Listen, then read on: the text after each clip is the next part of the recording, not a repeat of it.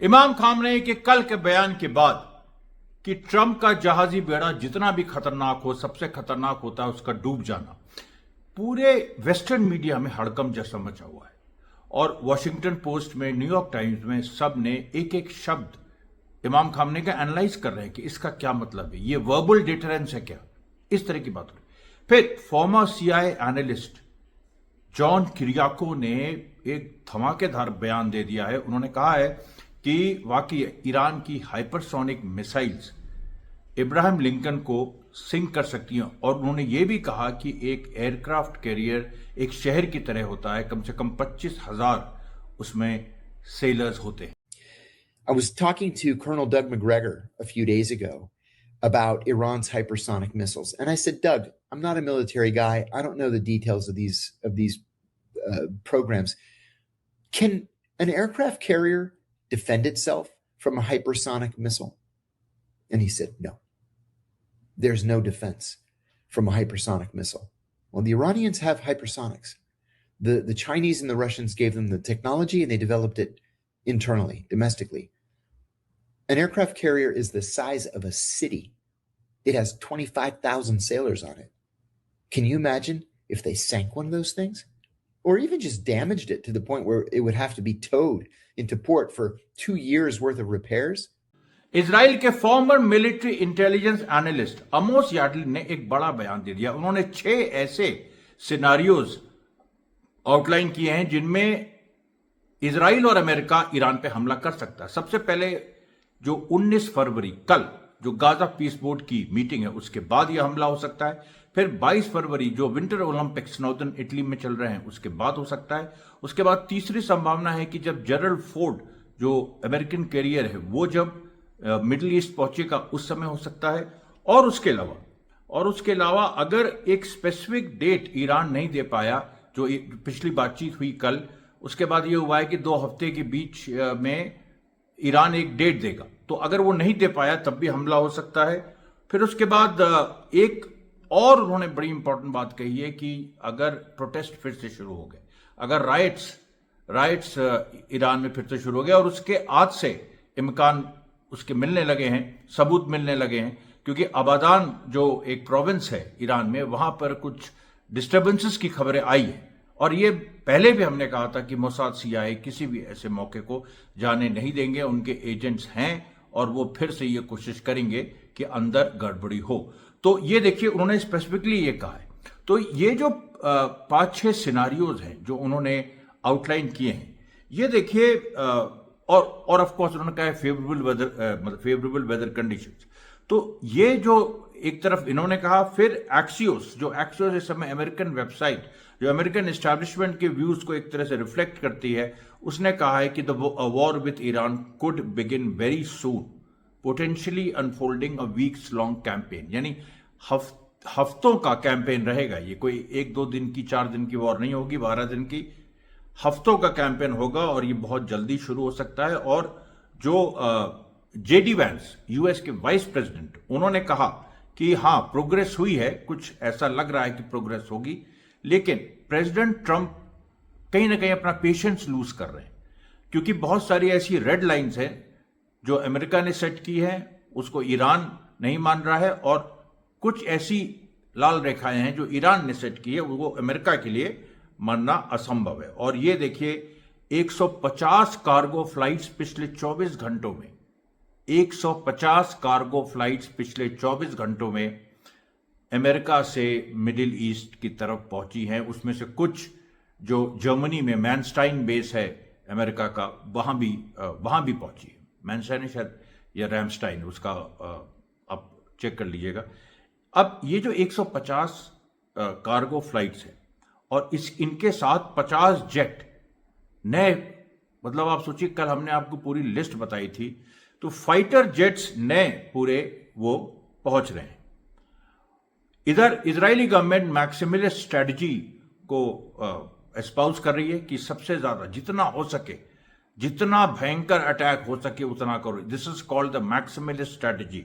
ये पूरी तरह से अपने चरम पे है। और इधर जो आईआरजीसी की नेवल एक्सरसाइजेस चल रही हैं, उन्होंने वार्निंग शॉट्स दिए और वो कई बार उन्होंने जो पिछले 24 घंटों में कई बार जो ट्रेड है, जो मैरीटाइम ट्रेड है, क्योंकि स्ट्रेट्स ऑफ हुर्मुज से एक बड़ा हिस्सा गुजरता है, खासतौर पे गल्फ कंट्रीज का तेल लेके, बहुत सारी और चीजें लेके, जो स्ट्रेट ऑफ हुर्मुज के माध्यम से इंडियन ओशन जाता है, फिर आगे बढ़ता है। तो वो बंद रहा, स्ट्रेट ऑफ हुर्मुज बंद रहा। ऑलरेडी वर्ल्ड बिजनेस को बिलियंस ऑफ डॉलर्स का नुकसान हो चुका है।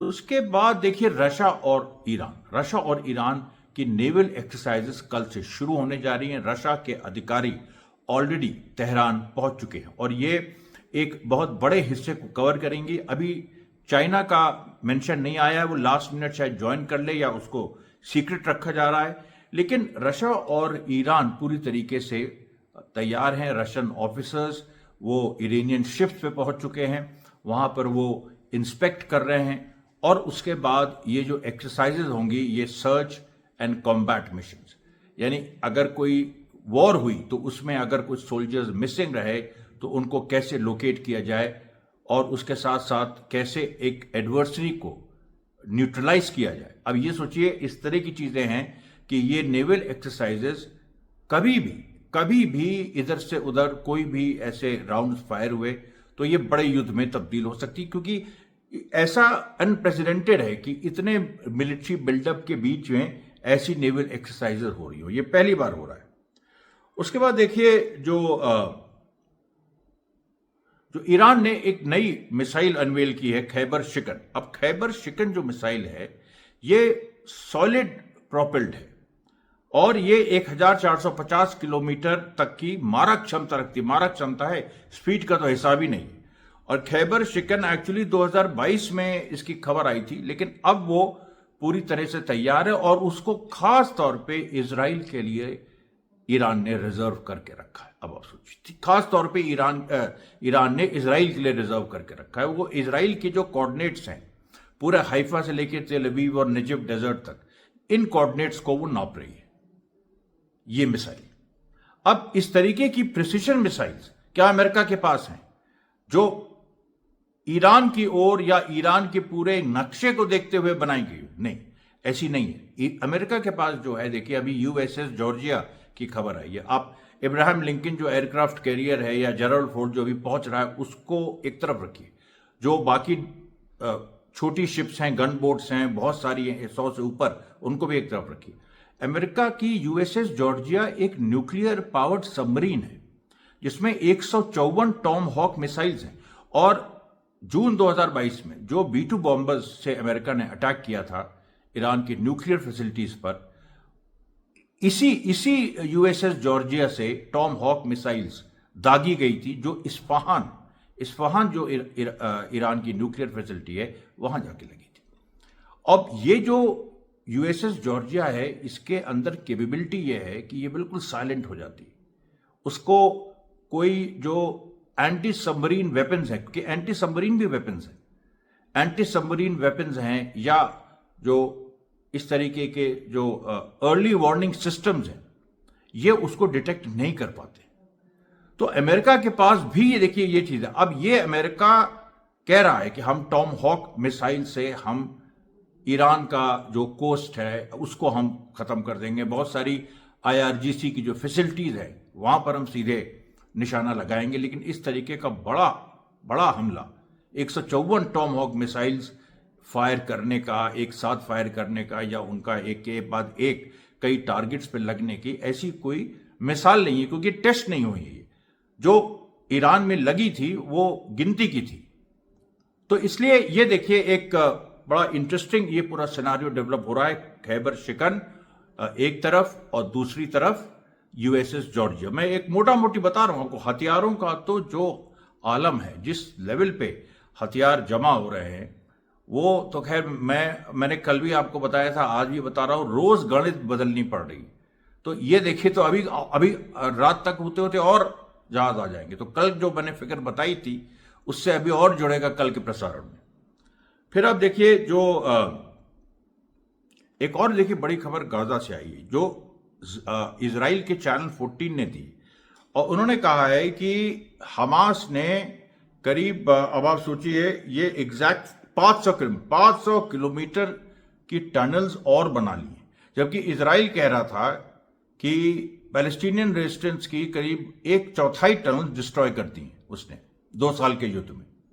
अब अगर 1/4 उसने डिस्ट्रॉय कर ली, ये 500 किलोमीटर की टनल्स, ये क्या? अब आप देखिए गाजा, आप नॉर्थ से साउथ चले जाइए, ईस्ट से वेस्ट तो खैर बहुत ही छोटा है, नॉर्थ से साउथ भी आप चले जाइए 45 किलोमीटर का वो रास्ता। तो ये 500 किलोमीटर की जो ये पूरी टनल्स हैं, ये कहाँ हैं? यही देखिए, मैं बार बार कह रहा हूं कि हमास ने लेयर्ड टनल्स बनाई है, टनल के अंदर के नीचे टनल्स। ये एक्सपेरिमेंट कभी नहीं हुआ। वियतनाम वॉर के समय भी टनल्स बनेंगे, अभी टूरिस्ट जाते हैं तो उनको वो दिखाई जाती हैं टनल्स जो वियतनामीज ने अमेरिका के साथ जंग में बनाई थी, लेकिन वो टनल्स लेयर्ड टनल्स नहीं है। वो गुरिल्ला वॉरफेयर के लिए बनाई गई थी, जंगलों के बीच बनाई गई थी, कुछ पहाड़ियों के बीच बनाई गई थी। लेकिन ये बिल्कुल, गाजा एक शहर है, आप सोच लीजिए दिल्ली जैसा, मतलब खुला हुआ, और उसके नीचे आपने इतने लेयर्स की टनल्स बना रखी हैं कि 500 किलोमीटर उसका पूरा एक रेंज कवर करता है। या फिर दूसरा एक, मतलब एक तो हो गया कि उसकी लेयर्स, दूसरा इजराइल के अंदर भी वो टनल्स कहीं ना कहीं हैं। अब ये देखिए खुलासा खुद चैनल 14 ने किया है, और इन्होंने कहा है कि ये जो इजराइल की जो पूरी लेंथ है वो 500 किलोमीटर है। अब उसमें अगर उसके नीचे हमास ने बनाई हो तो ये देखिए सब सवाल ऐसे है ना कि जो जवाब देना मुश्किल है। अभी स्थिति वहां पर पहुंच रही है। और मैं आपको याद दिला दूं, जो हमने कल भी कहा था और वो मैंने वीडियो भी आपके लिए जारी किया कल दिन में, कि ये लड़ाई जो है ईरान ने एक बना दी है अलग तरह की, जिसमें एक तरफ दैवी शक्तियां हैं जिसको ईरान रिप्रेजेंट करता है, इमाम मेहंदी की विचारधारा, दूसरी तरफ राक्षसी प्रवृत्तियां हैं, जो बाल जो कि नरबली लेता था और जो प्री मोनोथेइस्टिक गॉड था, तो और एप्स्टीन से उसका कनेक्शन, एप्स्टीन उसको पूछता था। और इस समय अमेरिका और इजराइल और पूरे वेस्ट का इलीट जो पकड़ा गया है कि हमाम में सब नंगे हैं, तो सभी सब कहीं ना कहीं बाल की विचारधारा के लोग हैं, जो नरबली इन्होंने चढ़ाई, छोटी छोटी बच्चियों की भी चढ़ाई हुई, ऐसा एप्स्टीन फाइल्स कहती हैं। तो ऐसी स्थिति में ये जो लड़ाई है, ये देखिए इसके जो पौराणिक आयाम है, ये बहुत ही ज्यादा एक जबरदस्त, मतलब एक एंगल लिए हुए हैं। उसके बाद देखिए जो जेफरी एप्स्टीन के मामले में काफी जो अमेरिकन कांग्रेस, अमेरिकन सेनेटर्स हैं, अब ये एक जो नाम है लेस वेक्सनर, ये बिलियनर है, इसका जेफरी एप्स्टाइन उसमें पूरा नाम आया। ये खुद ज्यू है और ओहायो में रहता है। तो ओहायो में अमेरिकन सेनेटर्स गए हैं इसका डिपोजिशन लेने, इसका बयान लेने। तो अब आप सोचिए अमेरिका जैसे जगह पे भी, जहां ट्रंप ने सोचा था कि एप्स्टीन फाइल्स हम जारी कर देंगे, उसका थोड़ा बहुत हमारा नाम भी आ जाए, कोई बात नहीं, हम बाद में उसको कह देंगे कि हमारा कोई सीधा इन्वॉल्वमेंट किसी चीज में नहीं है, ये तो ऐसे ही डॉक्यूमेंट्स हैं, किसी ने लिख दिया होगा, किसी ने ऐसे कर दिया होगा। और अभी तक ट्रंप उसी लाइन पे। उसमें अब धीरे धीरे अमेरिका में विकेट गिरने लगे। ऐसा नहीं है कि अमेरिका बच के निकल जाएगा और ये अपने हाथ वो खड़े कर देगा। उसके बाद देखिए लेबनान में भी कम से कम 3 जगह आज एक तरह से आप सोचिए पीपल्स रेजिस्टेंस हुआ। इजरायली फोर्सेस गई और उनको वापस आना पड़ा क्योंकि जनता बाहर आ गई। उसके बाद लेबनीज आर्मी ने कम से कम 6 इजरायली बम डिफ्यूज किए। अब आप बताइए, 6 इजरायली बम लेबनीज आर्मी ने डिफ्यूज किए। फिर सीरिया में कुनैतरा के इलाके में फिर से इजराइल ने कुछ आज सीरियन अरब्स को एब्डक्ट करने की कोशिश की, नौजवानों को, क्योंकि उनको लग रहा है सीरियन रेजिस्टेंस नौजवान ही इस तरीके बढ़ा रहे हैं, उनको अगवा करने की कोशिश की, वो सफल नहीं हो पाया और इजराइल को खाली हाथ वापस लौटना पड़ा। तो ये देखिए आज की खबरें थी। कल मैं फिर हाजिर हूंगा, तब तक के लिए धन्यवाद साथियों, बहुत बहुत धन्यवाद।